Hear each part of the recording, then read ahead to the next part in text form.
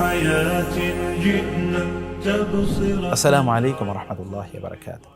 বিসমিল্লাহ ওয়াসসালাতু ওয়াসসালামু আলা রাসূলিল্লাহ ওয়া বা'দ।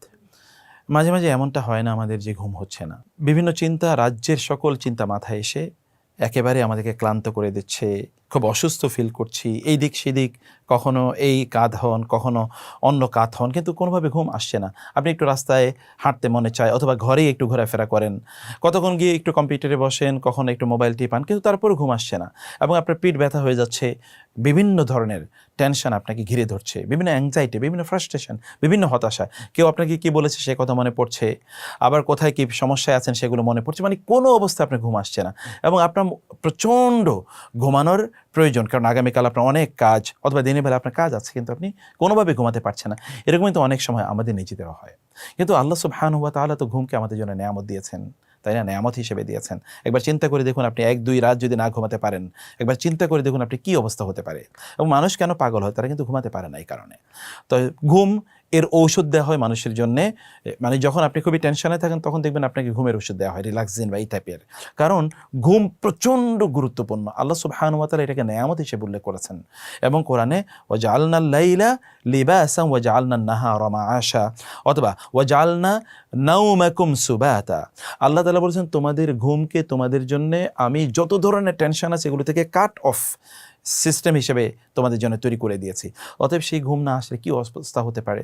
কিন্তু ঘুম না আসলে আমরা তো অনেক সময় ঘুমের ওষুধ খাই, মোনাওয়েম, রিল্যাক্সিন ইত্যাদি খাই, কিন্তু এর বাইরে কিন্তু আল্লাহ তাআলা এবং আল্লাহ রাসূল আমাদেরকে একটা ওষুধ দিয়ে দিয়েছেন। সেই ওষুধটা হলো আল্লাহ সুবহানাহু ওয়া তাআলা যিকির, আল্লাহ স্মরণ। তাহলে চলুন ঘুম না আসলে যেই দোয়াটি পড়লে আপনার ঘুম চলে আসবে সেই দোয়াটা আমরা শিখি। সেই দোয়াটি কি? সেই দোয়াটি খুবই চমৎকার এবং খুবই ছোট একটি দোয়া। আমরা সেই দোয়াটি ইনশাআল্লাহ মুখস্থ করে নেব। দোয়াটা আপনার বোর্ডে দেখতে পাচ্ছেন, লা ইলাহা ইল্লাল্লাহুল ওয়াহিদুল কাহ্হার রব্বুস সামাওয়াতি ওয়াল আরদি ওয়া মা বাইনাহুমাল আজিজুল গফফার। খুবই চমৎকার, একেবারে ছন্দে ছন্দে। আমরা এবার ছন্দে ছন্দে একটু দোয়াটা মুখস্থ করি ইনশাআল্লাহ। লা ইলাহা ইল্লাল্লাহুল ওয়াহিদুল কাহ্হার, এতটুকু একসাথে পড়ুন। لا إله إلا الله الواحد القهار لا إله إلا الله الواحد القهار لا إله إلا الله الواحد القهار।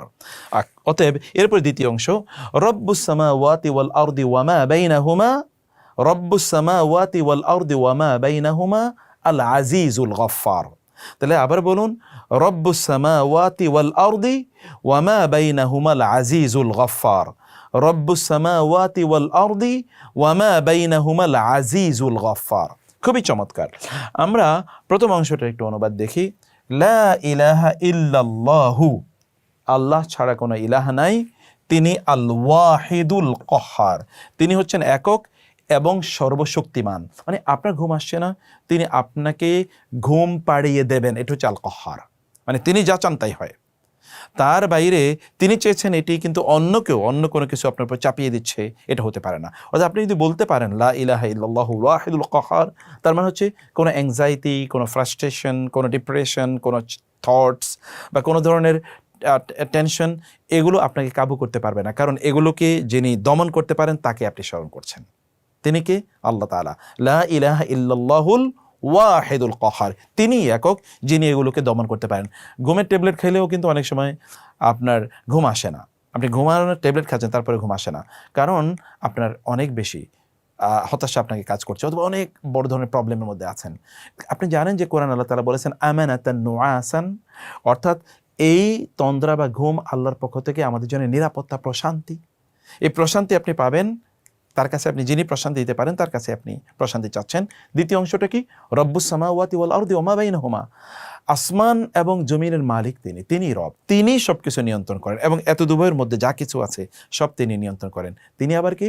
আল আজিজুল গফফার, তিনি আল আজিজ, মহাপরাক্রমশালী, মহাশক্তিধর, তিনি যা চান তাই হন, তাই হয়ে থাকে। এবং আল গফফার, তিনি ক্ষমা করে দেন। আল্লাহ, আমার যদি কোনো বিপদ হয়ে থাকে তাহলে তুমি ক্ষমা করে দাও, আমার যদি কোনো সমস্যা থাকে তাহলে তুমি আমাকে মাফ করে দাও, অথবা আমি যদি কোনো গুনাহ করে থাকি, কারণ গুনার কারণে কিন্তু মানুষ সত্যি করতে, এখন যে আমাদের অনেকেরই ঘুম হয় না, আবার রাতে যে ঘুম কেড়ে নেওয়া হচ্ছে, একদল লোক দেখবেন রাতের বেলা তারা ঘুমায় না, দিনের বেলা ঘুমায়, রাতের বেলা সারা রাত জেগে থাকে। এটা কিন্তু একটা অপরাধ চক্র, এবং এটাও কিন্তু পাপাচারে মানুষকে লিপ্ত করে দেওয়ার এক ধরনের প্রবণতা। কারণ আপনি রাতের বেলা যদি জেগে থাকেন তাহলে আল্লাহর ইবাদতে থাকবেন, কিন্তু এখন আমরা কি কারণে রাতের বেলা জেগে থাকি? অধিকাংশ লোকের অবস্থা যদি আমরা দেখি, তাহলে ঘুম পাড়ার জন্যে আপনাদের বাচ্চাদেরকে এটা শিখিয়ে দিতে পারেন। যদি তাদের ঘুম না আসে, তাহলে তাদেরকে বলুন এই কথা বলতে, লা ইলাহা ইল্লাল্লাহুল ওয়াহিদুল কাহ্হার রব্বুস সামাওয়াতি ওয়াল আরদি ওয়া মা বাইনাহুমাল আজিজুল গফফার। আল্লাহ সুবহানাহু ওয়া তাআলা আমাদেরকে ঘুমের নেয়ামত দিয়ে, ঘুমের বারাকা দিয়ে এবং ঘুমের এই যে বিশাল ব্লেসিং, রহমত আল্লাহ সুবহানাহু পক্ষ থেকে এটি দিয়ে আল্লাহ তাআলা ভরপুর করে দিন, এবং আমরা যেন সুস্থ থাকতে পারি ঘুমের মাধ্যমে, সেই তৌফিক আল্লাহ তাআলা দান করুন। আর ঘুম না আসলে এটা পড়বেন, ঘুমের আগে এটা পড়ুন, কারণ এটা তো জিকির। অতএব জিকিরের কারণে আপনি সওয়াব পেয়ে যাবেন ইনশাআল্লাহ। ঘুমটা তখন আপনার ইবাদত হয়ে যাবে ইনশাআল্লাহ। আল্লাহ সুবহানাহু ওয়া তাআলা আমাদেরকে এভাবে আমল করার তৌফিক দান করুন। আল্লাহুম্মা আমিন। ওয়াসসালামু আলাইকুম ওয়া রাহমাতুল্লাহ।